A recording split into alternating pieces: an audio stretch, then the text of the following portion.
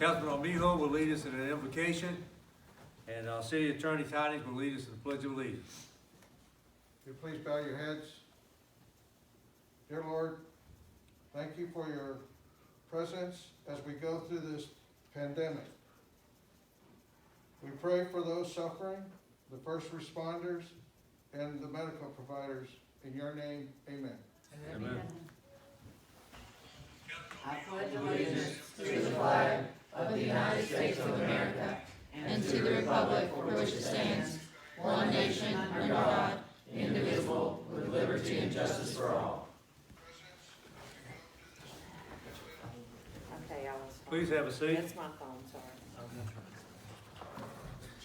I welcome everybody here. I know we're live streaming this through Facebook live stream, and we appreciate everybody out in the audience who are there with us today during these trying times. We think we're going to probably do the same thing on June the 2nd, and we hope by June the 16th we can open back up again enough to at least let some people in here. All right, first item on here is adoption of the minutes. We have one set of minutes from April the 7th, 2020. I entertain a motion to adopt the minutes as written, or if there need to be any changes, please advise.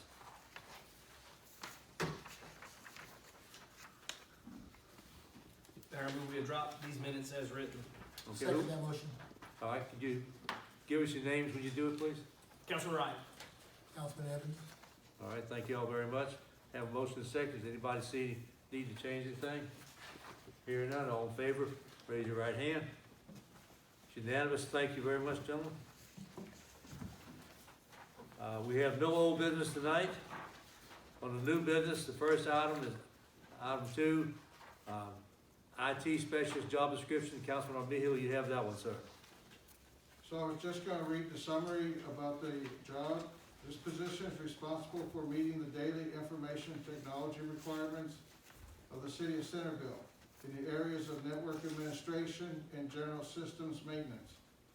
The information technology specialist works under the general supervision of the city clerk. So Mayor, I'd like to make a motion that we accept this job description and be able to go out and hire someone. Second, Mayor. All right, I have a motion and a second. Has everybody got the names? Okay. Is there any discussion about it? Yes, sir, Mrs. Mayor, I'd just like to say a couple things if I could. Councilman Evans. So this is something that we've talked about for a long time. And getting an IT specialist to help our employees with their computers and with the needs that we have over time without having to call in somebody from the outside. I think this is a very good and an important decision, so that, you know, if the employee has a need, they can get it right away, so that it does not slow down any work that's going on. Looking at it, it's a good description, and it's going to bring a lot of help. And the money that we invest in this position, I think is going to really pay off. So that's all, Mr. Mayor. Okay, well, thank you very much. I agree, you know, this was a number of months in working is something we really need. And I'm glad we have the opportunity to be able to finally get this. Okay, anybody else? Hearing nobody, all in favor, raise your right hand. All right, that's unanimous. Thank you, gentlemen. Item number 3 here is the discussion of the GMA bricks and mortar financing for construction of fire station. Councilman Evans, you have that one, sir. Okay, thank you, Mr. Mayor. Another important issue, we've been talking about a fire department, or fire station, for quite a while, and we're getting down to the nitty-gritty. And I think I'm going to invite the chief up to the podium. Surprise. Come on. No, you're not in trouble. Come on. So that you can be available to answer any questions that anybody may have. You know, we've looked at this. We've looked at the cost of construction. We looked at the cost of financing. We looked at ways to try to get what we need, at the best value, because that's what it boils down to. When you're talking about building a facility like this to take care of the entire city, just one facility,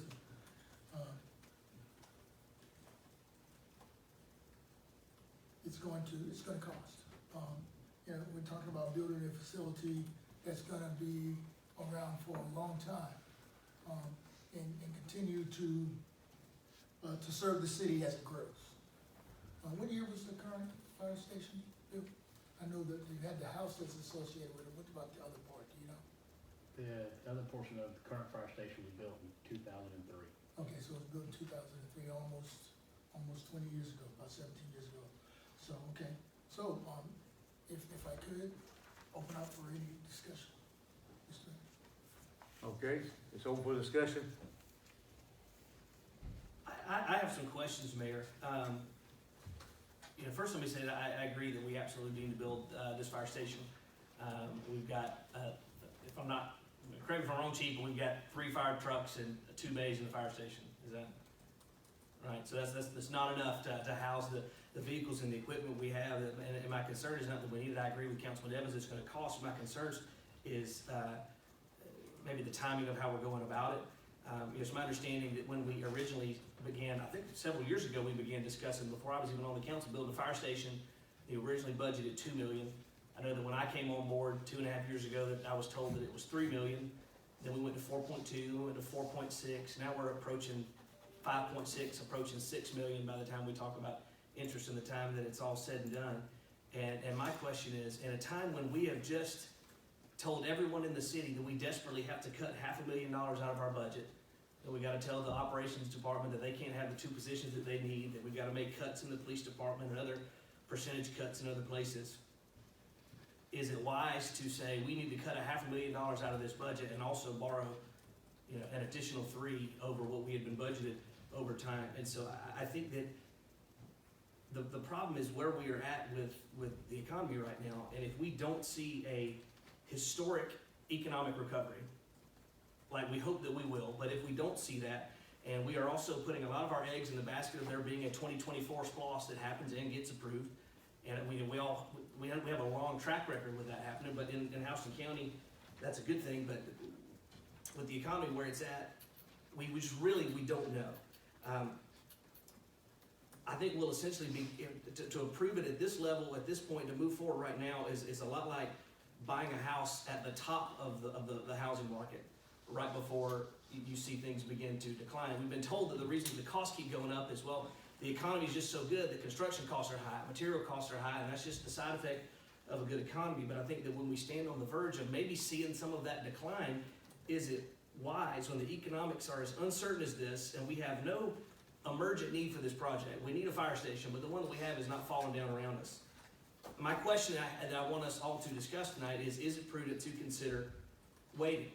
And I understand that there is a potential that the cost could increase the longer that we wait, and I think it's a question of risk management here.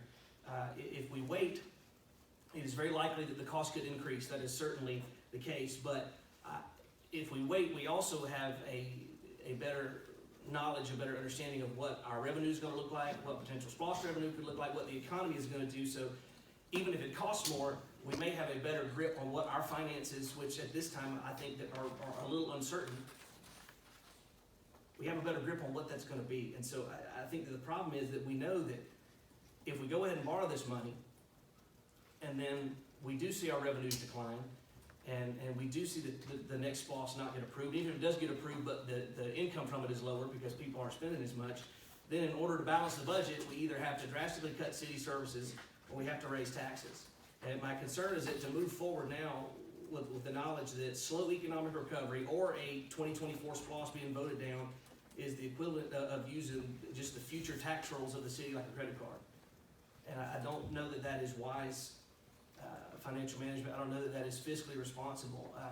The cost of this thing continue to increase and continue to go up. Also, I think that the interest number that Carol quoted is 600 and something, 650 something thousand.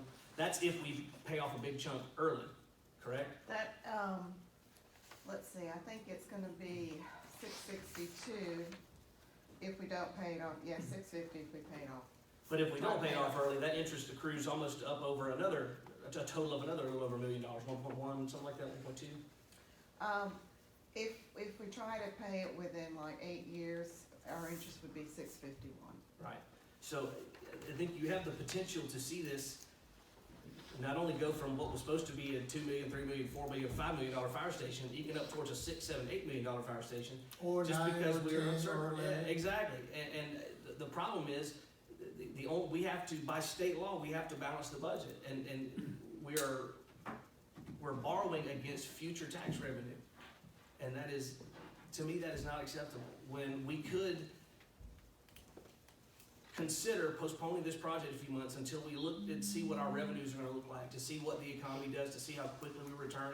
We are all hoping and praying for a historic return of the U.S. economy. We had the best one we've ever seen in most of our lifetimes before this happened, but we don't have any guarantee of that coming. So I'd love to hear from some of the rest of the council as to whether it is wise to move forward right now at the risk of having to do a potentially significant tax increase. We've had some discussions about this over the last couple of weeks, and I think it is prudent for us to do some public discussion about it this evening. So. For our public out there, Carol, who talked to us a moment ago, is Carol Harrison. She's the city accountant. Thank you, Carol, for that. Thank you, Mayor. Mayor, I do have some comments. Yes, I sir. really, to start off, I have a question. In this, on this piece of paper that we got here, which one side's the payment schedule, and then the other side is the cost. I don't know if that's over there or not, but in this, the 210, 375, is that that's the architectural fees that we've got in it now? That's correct, that's correct. Okay. That's so- already paid. And that's been paid, and I do understand we've got some investment in it already. Is the architectural fee, because me and you had talked, via email about the 4,750, and I thought that the real number was 4,960 with the 210. Is the real number 4,750, or is the real number It's gonna be, the 4,750 is what we would have to finance. without the 210? That's right, since So we've the already actual paid the cost 210. is really 4.96, so it's right, it's just negligible. I mean, That's correct. we're gonna be right at 5 million either way. What I'm concerned, and one of the comments that I'll make, I agree with what, Councilman Wright is saying, wholeheartedly. And, I had asked you to, Carol had asked for the square footage cost of all of the buildings that we've been building, which we've done an excellent job of historically in the last several years, or in the decade and a half or so that we've built this building, we've built that building, we've renovated that one, we built the utility. The next natural progression is, of course, the fire station. And, I do want a fire station, but I don't want a $6 million fire station. I'm really struggling with it. Even after looking at the numbers that you sent me, the cost schedule very much intimidates me. It's a yearly payment of $600,000, and then the $651,450 of interest over the life of the loan. It scares me to death because I don't know where the money's coming from. I wish that, and I don't even know if it's possible at this point. I know the mayor and I talked about it this week because I shared my concerns with him. He actually called me on some other stuff, and we got to stumble on that because it's kind of like the elephant in the room right now because of how expensive it is. But we talked a little bit about maybe going back and changing, what we're doing as far as it being a brick building, or what we're doing with the facade, or even going back and looking at the whole thing that we've got today. Because right now we own $210,000 worth of work that we've got a significant investment in this. So we're kind of in between a rock and a hard place. But I'm struggling with, I really struggle with raising my hand right now, this very moment, considering all the budgetary things that you brought up. And I'm not on the budget committee, and I thank you guys who are. I know that we've been very, very careful about cost cutting and making sure we're trimming it and making sure we're being very, very responsible with people's money. But I'm very, very, very much finding it difficult to raise my hand on borrowing this much money and doing this project right now. I think that my concerns is not even necessarily with the building itself. I think we're building the fire station that we need. It'll be the last one we'll ever have to build. I think it's the right size, and You know, I don't think there's not a glut of extra space in it. I think you've built for what you need now and you've got room for the future. I think it's the right one. My concern is for if we find ourselves in a place where, the revenue does not return like we hope that it will, and we're compelled by state law to balance the budget, and our only two recourses to do that if the revenue is way down is to either drastically cut city services or to raise taxes, and we don't wanna do either one of those things. We don't wanna do either one of those things, so that's the question that I'd love to hear some feedback on, is it prudent to move forward? Again, I think that even at the risk of the cost of it going up, I think that what you're buying there, if you have to pay more, is some peace of mind that you are gonna be able to pay it off without having to go to some of those more drastic measures. I think that we're just so, uncertain right now as to exactly what the economy's gonna do. We're hopeful, we're seeing some good signs, but we do not know, particularly running into an election season in the middle of all of this other things going on. So there's just a lot of things at play here, and so those are my concerns. I'd love to hear, some feedback from the rest of the council. Okay. So, I'd like to first let the public know that we as a council and mayor are not working in a vacuum. We're not trying to make this decision based off our perception and what we think and see and whatever. We have a city accountant who's very professional in what she does. She takes a look at all these projects that we do in the city to include all the different budget lines in the city to make sure that everybody and that the city stays above afloat and that we're being prudent about what we do. This fire station has been discussed, and as everyone knows, has been discussed for some time about developing it, building it. We've crunched numbers. I would like to say probably every quarter we go back and crunch numbers and try to find other ways of being able to do it. As Councilman Evans pointed out, this is a public safety building. This isn't a library, this isn't a separate room for the city, this isn't the park, this isn't any of that stuff. This is a public safety facility. And we're not building it, we're not trying to build this thing just because we wanna have another building that's new and part of our city. We're building it because it needs to be built. And the city accountant has given us a real clear breakdown of how we would step into this and approach it. I think it's easy to throw fear out to the community and to the city that we're gonna cut city services, we're gonna increase taxes. I can guarantee you that, at least as long as I'm sitting here, I don't have any intention of doing any of those. I think that we're trying to work smart about it. But if every year we come up upon this discussion about the fire department, every year we get the same concerns, the same threats, the same pushback, saying, hey, listen, we're not gonna go with this, then we might as well just sit here and say we're not gonna build the fire department. Because I'm telling you today, that fire department needs to get built. And the longer that we sit here and quibble over this whole cost and budget analysis and all this stuff, it's gonna keep costing more money. It's not gonna get any cheaper. I mean, we're not looking at a gift horse in the mouth or nothing, but we need to make a decision for our public safety, for our fire department, for our city. And again, like I said, can I give you a rose-colored glasses to look through? No, I cannot. But I can tell you that I'm gonna tell you straight up, that these numbers that we have here are not gonna get any better. They'll continue to grow. So we either act now, or say we're not gonna act, if y'all wish to not vote on it and not act on it, then we can continue building other things around the city and not worry at all about our fire department, our fire employees, our city. But coming in, public safety is important. Every department's important. But we're working out of a substandard facility that needs to be seriously upgraded. And the chief has been beating this, trying to get this thing done. I think we owe it to the city to move forward with this, fire department. Or if we're not, then we need to just stand up and say, hey, I'm not gonna do it. I have two questions.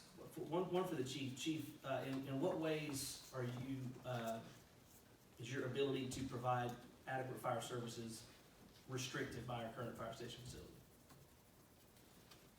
We're providing the services that we always have, currently. Other than that, our services level is not dropped. I agree. I think you do an excellent job. Yeah, our service is not dropping, it won't drop. I agree. You do an excellent job. We have to do what we gotta do. I want to. That's the key. That's what he just said, is the I point. didn't hear him. What'd you say? We have to do what we gotta do. I mean, we always do. They'll make it We always happen do. regardless, I whether or understand. not we give them, whether or not we agree to build a new fire department or not, they're still gonna do their job. I agree, but to say, what you said is that it's affecting public safety, and the chief just said that's not true. My second question is for Carol. I agree with Councilman Armijo as well. You do an excellent job helping us steward the finances of the city. Are you concerned about the increasing costs of this project? In all honesty, we're dependent on the 2024 SPLOST. Historically, it has always been there. Can I say with 100% accuracy, it is going to be there? I mean, in honesty, I'd love to say it's gonna be there, but it might not be there. Do And these then, numbers concern you? if it's not there, they would concern me. And that's my concern as well, is that Sure. we're rolling the dice here on an assumption that it is gonna pass, and it very likely will, but if it does not, what will be our alternatives? What would we have to do in order to raise the revenue if it does not pass? If it does not pass, we would take the balance, after we've paid as much out of 2018 SPLOST, and we would refinance it into a more manageable payment, and we would work into the budget that payment, and that payment could be about $120,000 a year. So we're extending the loan over a much, much longer period. Over a much, much longer period, but then again, let's say the 2024 SPLOST doesn't pass, if it comes back around in 2028, well, we could put that money towards it. So there's different ways of attacking this. There, It's just, but the problem is, There is if different we ways. don't start building, we don't start budgeting and financing for it, it's just gonna continue to grow, and it's gonna continue to take a longer time before we get to where we need to be at. if we want to continue with the current, design that we have, I don't see that the price is gonna come down, honestly. I've talked with BB, or I've inquired with BB&T about the interest. They kinda said 2.5 to 2.65 right now. Again, as we wait, I do not know where that interest rate would be. One thing on our side right now is the city has no debt, so that is a positive factor. That's significant. Mhm. It's a positive factor.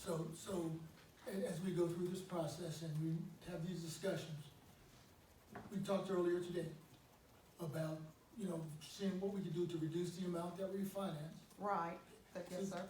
Did you be able to, I did, and Councilman Evans' question was, well, what if we did not include, I guess, the furnishings within, the project cost as far as financing, which means we would, finance $4,600,000. You just cash flow the furnishings as you go? That's a great idea. Right, That's a great idea. so total payments would be $5,250,000, interest would still be about $620,000. Plus, we still have the $210,000 of the architect fees we've already paid for. So, but yes, I did. And that money's out the door already right now. yeah, I mean, those are sunk costs. We don't get those back regardless of what happens. That's right. That's right. So if we had to buy those furnishings today, where could we get those funds? Where do we get those funds? Yeah. We would have to work Well, that Mike into just the walked out. budget. We can go with the enterprise. Yeah. It might be the enterprise. It's $100,000. We would have to work that into the Sorry budget, about that. either general general fund or enterprise fund. So based on our Fund financial balance. state now, we can do that. We could, and we do have to mind our reserves. Okay, Um, understand. You know, that's something we do need to take into account. And I know the current proposed budget, we are going to kind of be a little bit close to the reserves. To the mandatory level, minimum. That was after cutting about $650,000 out of it. Yeah. That's right. Turn around, That's turn right. around. It really shifted. And you're talking about 100,000. We're talking about another 100,000 working that into the budget. Well, let me say this and then I'm done, gentlemen. I said, that the first thing I said was that I think that we do need this fire station. I think that the plans that we have are excellent. I think they're exactly what we're looking for. My only concern is just out of abundance of caution, that we don't, get over our skis, so to speak, in terms of what the debt that we take on when we are, not certain as to what our revenue would be. Is that fair to say, Carol, that we're it's a little uncertain right now as to what revenue is gonna do in the next, just with, as far as the SPOS goes and those things, just because we have no idea what people are gonna do once they kinda get set back. Right, Loose again. right. I mean, with what's going on, revenue can be affected. Sure. So that's my concern, it's just out of an abundance of caution, that is, in the same breath, we're saying we gotta cut, now I just heard $650,000 out of the budget. We're also saying, let's take on $5, $6, $7 million worth of debt. And is that wise? That's the question, that I'm asking, and that's the only thing that remains that concerns me about this project. So in the economic climate that we're in now, so have we seen, what was the last lost payment that we saw come from the county? What period did that cover? That would have covered March, and I believe that was 62 or 63,000, which was pretty even with what our proceeds were in the prior months. And when do we expect the next one? We should get the next one probably, or at least notification within a week, I'd say, from the county. That would tell us, Yeah, that would tell us a yeah, lot. that That would- would tell us a lot. Give us a tell what economic activity is like. Sure. And one thing, yes, people have been staying home, and we know that, a lot, but there's still been a lot of economic activity going on. People have been, ordering things online and ordering food to the house and all kinds of things like that, so things are not totally stopped. And they are picking up again, because I tell you, if you get out on that road now, Well, we should get, like you said, within a week, we should be notified of what the next loss check will look like, and I think that will kind of help us gauge what the economy's doing. yes. Well, and I want to be clear here that the implication that anything I said was intended to create fear is in itself intended to create fear. The goal here is not that we're not afraid of what is going to happen, but I'm not afraid of if I went out and bought a new car today, I'm not afraid that I couldn't pay it off, but that might not be the best use of my finances. And the city's in the same situation. I'm not afraid that we're not going to pay it off. We're going to do it. But this is what we are here to do, is to make sure that we are making the best choices as we go forward, that we make wise decisions, because it is other people's money we're spending. So we want to be careful with it. And so, at the beginning of the year, we never knew this was coming. Absolutely. We don't know what's coming next year. We don't know what's coming next month. We don't know if there's gonna be a resurgence in the fall, we're gonna have another shutdown. But Everything's always uncertain. I'm a strong advocate for public safety and making sure that we have what we need for our folks to work out of and to support them in what they have to do to go out and protect and serve our city. And so we can't forget about that. There's things that we just need to understand, that if we're gonna move forward with this, and I got it, maybe next week we'll see something more from the SPOS thing. But we have to, it's something that's important. This fire department's we're not building it, for recreation. This is for the needs of our community, and for the public safety of not only their employees, but also our city as well, so I don't take that very lightly. I think that's clearly obvious. I think we it's all beating take it a very seriously. beating a dead horse at this point. We put $210,000 into the program. That's it's clearly obvious that the four of us are committed to it. So I don't particularly care for those comments as far as the fear and the threats and the pushback. I think that it's more in lines of, we need to be reasonable. but we're here for discussion tonight. And I agree with that, I agree with that. And I'm not trying to get crazy, but what I'm saying is, when he makes comments, that, I mean, I didn't perceive them as being fear or threatening or pushback, I felt that they were realistic, and. We have on occasion had Call it what folks, it is. we have on occasion had folks say that we gotta build this right now or it's gonna cost $10 million more. And I think it is equally inappropriate to use the price of the thing holding a gun to our head saying we gotta That's do it not a tonight. good reason. Well, So I think we need to move forward That's true. slowly and deliberately, But- particularly in a season like we're in now. And to further the discussion, do we need to build a fire station that large? Do we need to build one there and one in another location? Two smaller stations to handle our need? I mean, those are all things that we can think about. I think one, I mean, we've talked about that over the years, I've been on council 19 years, we have talked about that, about putting one up in the north end. I do think that where we're at like right now, we have a perfect spot, we spent over $100,000 to prep that spot, it's been sitting there empty for several years. So I think that having a centrally located one is the correct move. I would like for us to look a little bit deeper, does it need to be 22,000 square feet? But, like I say, when I talked to Mike Brumfield about this, there's no waste in the building. I mean, it's just clearly obvious that it's gonna be the fire station that we're gonna look at for the next several decades. So I get that. I want you to know that this has been on my mind for months, and specifically in the last several days since we've been crunching the numbers, and I've been looking at the numbers, this has weighed heavily on me. My vote on this, whenever it comes, is gonna be very difficult, whether I raise my hand. Right now, I don't feel like I can, but I'm not saying that I won't. But like I say, I don't want us to rush, even though if you look back at us historically, we haven't rushed this one.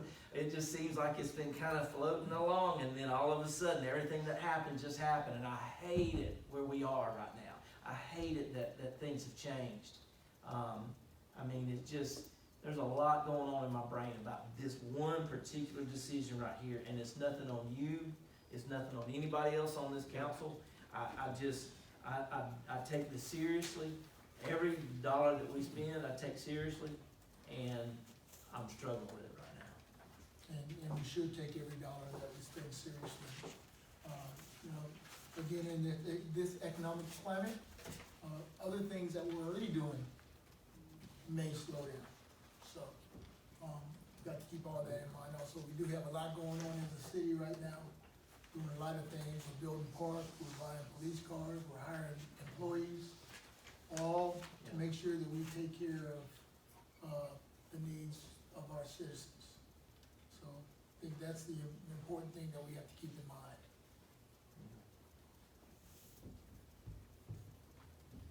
Mr. Mayor, I don't have anything else. Okay, does everybody agree we're going to continue discussion at the next council meeting then? Or does anybody want to make a motion at this time? I don't think we probably continue to discuss it, waiting to see what the SPOS Make a paper. motion, Yeah, I think so, Mr. Mayor. Let's. make a motion to discuss it at the next meeting? We don't need I it. need a motion, yeah. We'll just put it on the agenda for the next meeting. You'll just put it on the agenda for the next meeting. Mr. Mayor and Council, can I make a few comments? You Yes, can? sir. All right, thank you. First of all, That's our fire chief talking, by the way, we're just telling the public. They can't see you, you're off. They can't They see. can't see you. I'm just addressing you guys. First of all, I understand that times have changed. They definitely have in the last few months. And second of all, I understand that y'all all want fire station. We get that, we understand that. And I do not envy the decision that y'all do have to make, when that time comes. So I just wanna let y'all know that I know y'all are all supportive of the fire department, you always have been, and I understand that totally. And it's a decision y'all have to make eventually, whenever that time comes. And, I appreciate y'all's time. You know, it does seem like it's been floating along for a while, and it has, but, when that time comes, I know y'all make the right decision, and you'll base it off of the expertise of Ms. Carroll, myself, and Mike. So, thank y'all. Thank Thank you, you, Chief. Chief. Appreciate Thank you, it. chief, very much. Okay, go to the next item here, discussion on the LIHTC scoring methodology. Councilman Andrews and Director of Economic Development, Hogan, please. Mayor, I would, turn this over to the expert on that. Okay, this is our Director of Economic Development, Kate Hogan, she's off screen, but we can hear her. Good afternoon, Mayor and Council. I just wanted to address with you a project that Mayor and I started on May 1st. We sent a technical assistance letter to the Middle Georgia Regional Commission in order to better understand how and when we would decide if we would award a point, the single GIC point that we're allowed because we have the GIC certification for our community, when we would award that to a developer looking to build one of these LIHTC developments within the city. Currently, we have 2 developments pending for the city. This is not an unfamiliar position we have found ourselves in. So this methodology and the way we would decide is based outside of the scope of the 2 developments, outside of past developments. It's merely planning and trying to understand exactly what's going to be best for our community and a position we can use for future years. So in front of you, you guys are gonna have a guide to requesting the Georgia Initiative for Community Housing Low-Income Housing Tax Credit Letter of Support. It walks through, this document will be on our website. It just walks through exactly what a developer needs to know as far as if they're going to ask us for this point and what we expect in response and what we're gonna want from them. It also helps outline exactly what is this tax incentive that they're applying for through the Department of Community Affairs and what our timeline's gonna be as far as we know that these are kind of cyclical projects. They come around late December, early January, sometimes even into February. The applications are normally due in May, and then they get awarded in October, November, if they are awarded. So this just takes the subjectiveness out of the process that we have for the Centerville Housing Team to make a recommendation to Mayor and Council on which development we feel fits the goals of the housing team and our mission statement, and also what we're hoping for the larger city, economic developmentally speaking. In addition, you guys have the scoring matrix that we would use for one of these developments. At our housing team meeting today at 4 o'clock, we just walked through this as merely an exercise to talk about the 2 developments. And I think in practice, it really helped us understand some of the larger outreach and goals as far as connectivity and how well these projects would fit into the fabric of our community already. It's got architectural aesthetics, streetscaping, the location. I know that's been a concern of the public over the past few years. So I just wanted to bring this to your attention, get any feedback. I emailed it to you about a week and a half ago. So if you guys have any feedback, this is of course a working document. I want it to reflect all of your wants and needs because I know that this is a very important opportunity for public input that you guys take very seriously. So just wanted to introduce kind of some of the information about it and just open it up for questions if you guys have any. Okay, it's open for questions. Anybody have any questions? I want to add one thing real quick, Mayor. All right. There's just, and this will further discussion, but the one part of the discussion has been the awarding of the point. And just for clarification's sake, that the housing team does not award that point. They make a recommendation to mayor and council makes a decision whether or not they're gonna award that point. So just in some of the discussions I've had, there's been a little confusion around that point at sometimes. I just wanna make that clear that the role of the housing team is to make a recommendation, and it is the ultimate role of mayor and council to decide whether or not a point is awarded to one project or another. So Right. Also, there's only 1 point to be awarded per year. that's correct. Correct. So we don't have to award it if nobody meets the criteria. Correct. So It is keep your that in choice mind. as mayor and council. If the housing team gives you a recommendation and you agree with it wholeheartedly, you like the methodology of why we've chosen that project, you can award that point. If you guys disagree with it for whatever reason, you guys can state that during the council meeting and maybe give it to a different developer or abstain from giving it a GIC point whatsoever. The way that the developer wants it for the Department of Community Affairs, it's a letter from the mayor and then the housing team contacts. But if the housing team contacts send a letter, it means nothing unless the mayor sends a letter. And we know that the mayor sends letters with the blessing of the council. So I do think that it's representative of what your wants are with the recommendation of what the housing team thinks will fit the fabric of our community the best. Okay, thank you. I'm looking at the guide Yes, that sir. you have here, and you have a scoring matrix in the back, a scoring system, and so you have 50 points based on all the categories. Yes, sir. And so when you're looking at a development, developer, they can get up to 50 points toward your recommendation to us. Correct. Is what it boils down to. Yes, sir. Okay, all right, I just wanted to make sure. Yeah, I think that the idea here is in a situation where, like we're in now, where you may have multiple projects in the same year, you're trying to find a way where you can kind of rank them and score them based off what your needs are. And these developments too are positioned to really want to work with the local municipalities.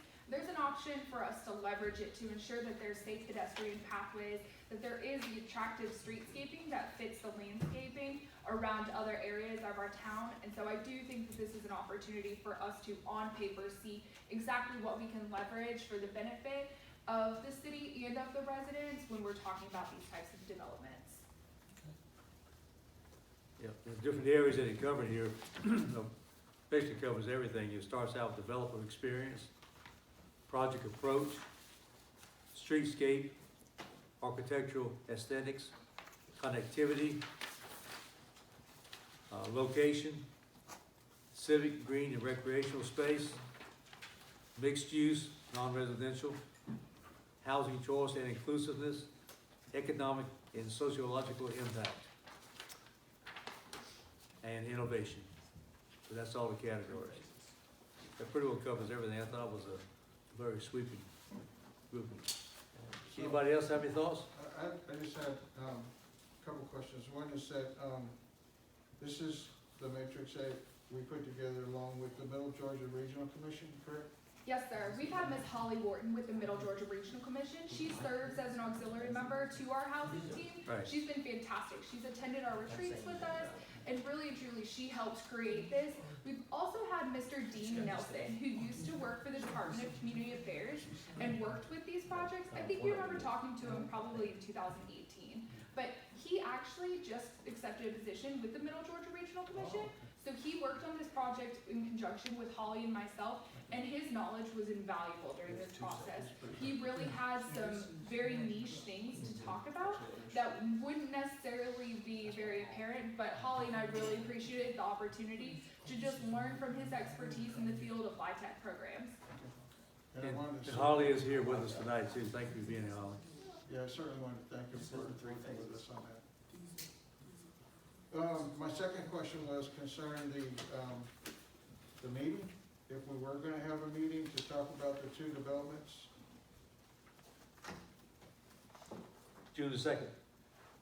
okay, I know, but is it gonna be an open public meeting, or are we not gonna have it open public? I guess you didn't read the, I did, but it's not gonna be open to the public. It's gonna be just like this, because basically we'll still be under the quarantine thing. So we're gonna do it like this, at that meeting. Mayor, it is an open public meeting. Well, You're limiting attendance of the public, but we'll have the ability to accept comments and questions in advance that's correct. and live stream during the meeting, is my understanding. Is the plan for the developer to provide us with some materials to distribute before the meeting? Yes, sir. I hope by the end of this week, I'll have the presentations regarding the two developments on the table for the 2020 application cycle on our online, on our website, shared to social media as well, along with a way for residents to give feedback and questions. It worked really well when we had the presentation at the March 17th council work session, and we hope to follow the exact same format. So any questions would be checked right there at 9 a.m. and we hope to update a PDF with all of the answers by noon every single day. So we'll be able to be extremely responsive to the concerns and questions of our residents during this time. Also, just understanding that it is a little unique, the fact that we can't have them asking developers questions right here, but we'll coordinate in order to make sure that the developers are available to answer all of the questions submitted on our website or through social media. But those questions have to be submitted in advance of the meeting. Ideally, but I do know, there's gonna be some extra questions that probably come in during the meeting. So we'll just do our best to post all answers to all questions, even after the meeting. But ideally, mayor and council will make their decision if they would like to award a gig point or not at the June 2nd meeting. And so some of those questions may no longer be relevant after the June 2nd meeting. She just said something else that is important to note, that while we can award a point to one project or the other, we can certainly not award a point at all if we so choose, so. Yeah. So there's a timeline for all this. Correct. So Can you update us on that? Yeah, Department of Community Affairs allowed for an extension of their deadline for their applications. Typically, it would be be due in May, but they've extended it to June 18th. And the developer is going to have that letter from the mayor and myself as the head of the housing team in order to be able to have this point awarded. So ideally, it would be nice if we could get that to them on June 3rd, but obviously that's up to mayor and council if they would like to award that point or not. And we should have a recommendation from the Okay. housing team by that June 2nd meeting as well. Ideally, I'd like to have a recommendation from the housing team to you guys next week in order for you guys to process the methodology of why we made the recommendation we did. And the housing team is comprised of a bunch of grassroots community leaders and nonprofit leaders throughout Houston County. So I think their opinion could be extremely beneficial in making this decision.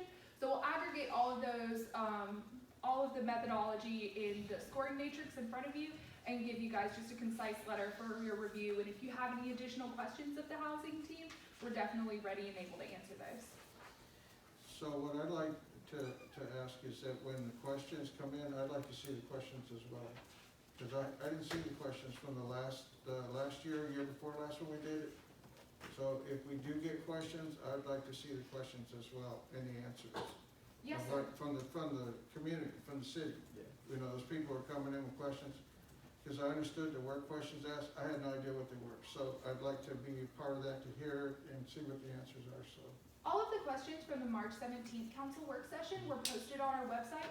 And like I've stated, those questions from the residents will be received and answered and posted on our website at noon every day. So if Okay. we get an influx of like 8 or 10 questions in an evening, I'll be able to receive them no later than 9 a.m. the next business day. I'll be able to answer them and get them reposted on our website no later than noon. I'll say I like the idea of answering any questions that come in live during the broadcast. I like the idea of answering them at a later date because that live broadcast is not limited to people who live in Centerville. Anybody on the internet can jump on that. And you could have some person who has an axe to grind for or against these projects to come and try to just kind of disrupt your meeting. So I don't think there's any, because of the extenuating circumstances, I don't think there's anything wrong with us reviewing some of those and, saying, hey, maybe say, hey, we got questions related to these 4 or 5 areas, and we're gonna address those areas. Maybe rather than trying to answer every individual single bullet point that somebody comes up with. And just like we did for tonight's council meeting, we link our agenda and any supporting documents that you guys are discussing to the actual live stream. So any answers that you guys have previously made to the June 2nd council session, we can have that linked onto the live stream and continue to refer people back to that as they're posting questions live, because we'll probably have the same questions in a little bit of a repetitive manner. I would encourage council to do 3 things over the next week or so before we have this June meeting, because I would like to see us vote yay, nay, or whatever. This document that's in our packet tonight, become the expert on it. Mrs. Hogan also sent a email out previously that I would like for you guys to look at. It kind of outlines those projects. And then she just said today in her presentation, if everybody was paying attention to that there is going to be a presentation that you will get to us This week. from the 2 developers before we make the decision in June. So I'd love for everybody to be read up and ready to make a decision at that time. And the community will be able to see both of those presentations as well. Those will be linked on our website. So under news and announcements on our city webpage, we'll have 1 bullet point for the ICM development on Margie Drive, and they will have an opportunity to read the presentation that a developer would normally give in a council session. They'll have an opportunity in that same bullet point to give us any feedback, any questions that they have. And the next bullet point right underneath that is going to be for the Ray development behind the Houston County Galleria, and it'll be the same format. You'll have the PDF presentation that they normally give at a city council meeting, and then an opportunity to give feedback via Google form.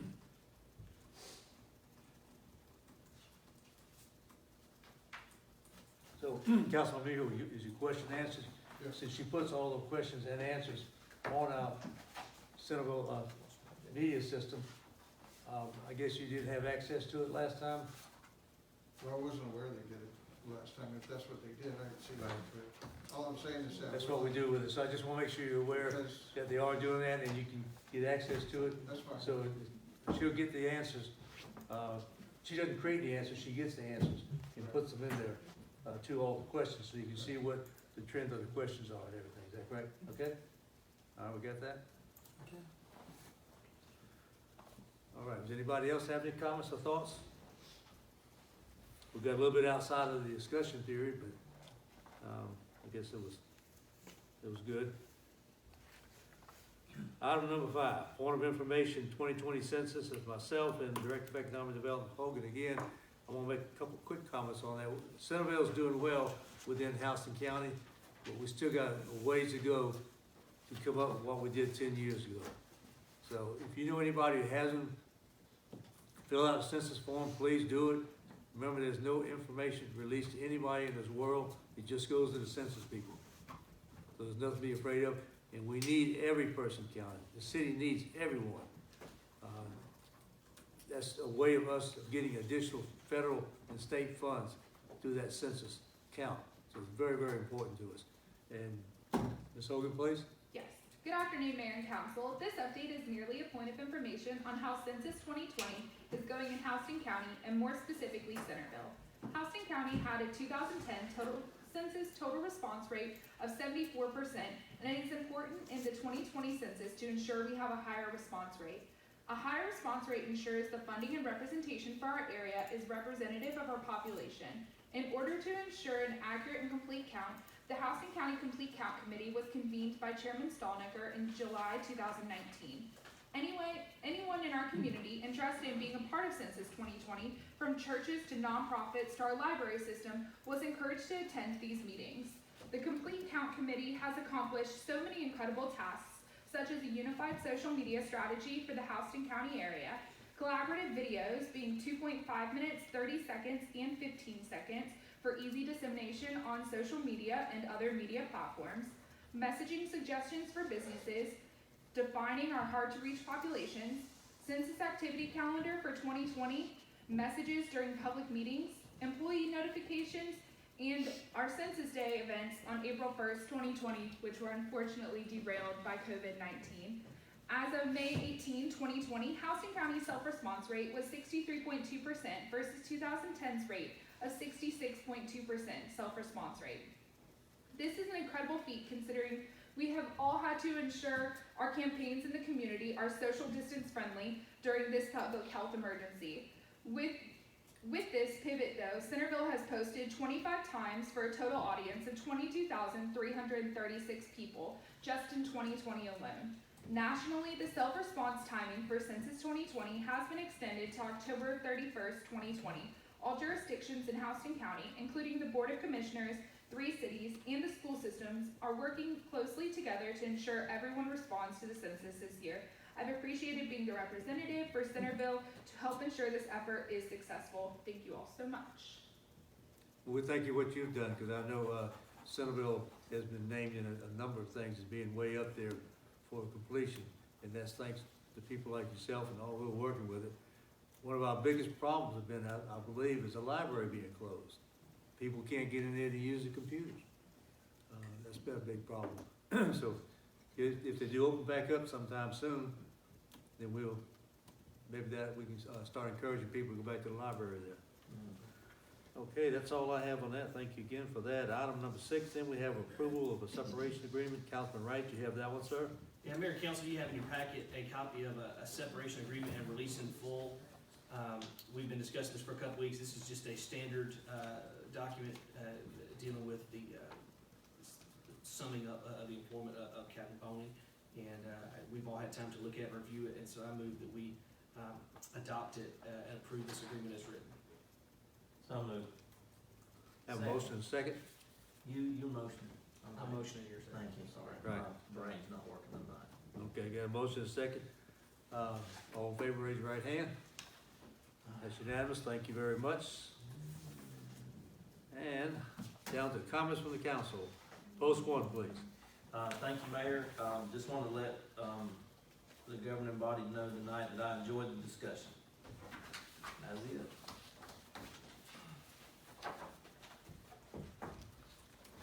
Okay, post 2. Mayor, I just remind everybody that early voting in primaries began yesterday, so I encourage you to get out and vote or to vote by mail. It is very, very important that you make yourself heard, especially in times like this. Thank you. Absolutely. Post 3. Mr. Mayor, I just want to encourage everybody to talk to everybody that you know that lives in the city of Centerville to make sure they get counted, That's right. right? That's important. It's important to us. It's important to us to be able to provide for our citizens what they need, because it all costs money. And if you don't believe it, if you don't believe it costs money, then, you know, I don't know where you live. But, so encourage everybody to get counted. Okay. Post four? Okay, again, I'd like to thank everybody that came out and supported our police department. I think for about a week there, they were getting all kinds of nice gifts and food and stuff, and they were very appreciative of that. This week is Public Works Week, and it's a time for us to go out and thank those folks from Public Works and for all the great work that they do. And I just wanted to remind everybody of, you know, that week is here, and certainly send them a thank you, or do, you know, they're a great group of folks, and they work hard to keep our city going. That's, Police Week, wasn't it? Well, Police Week was a couple of weeks ago, but Right. now it's Public Works Week All right. this week. In Public Works, we're another group of people who've been working out there in the middle of all this COVID-19, and they've been done an outstanding job. I mean, they've been on top of every problem or any concern that's come up throughout the whole city, 24 hours a day, 7 days a week, you know, and I know we all appreciate what our Public Works people have done. You know, as well with our police and fire and everybody who's worked for the city. You know, I have to admit this. Your city employees here, you can be proud of every single one of them here. They've all been here, they've all been standing at the front door, ready to go to work. What do I need to do? How can I help? And every one of them that way, and they proceed that way every day. You know, the last thing I want to do is thank the citizens of the city of Centerville. You know, we've had the most minimal problems we've ever had during this time period. And that's thanks to the citizens. You know, we have some great citizens here. And personally, I know I appreciate every single one of you. I know the council does too. I'm just talking for them. But thank you all very much, and meeting's over. Thank you.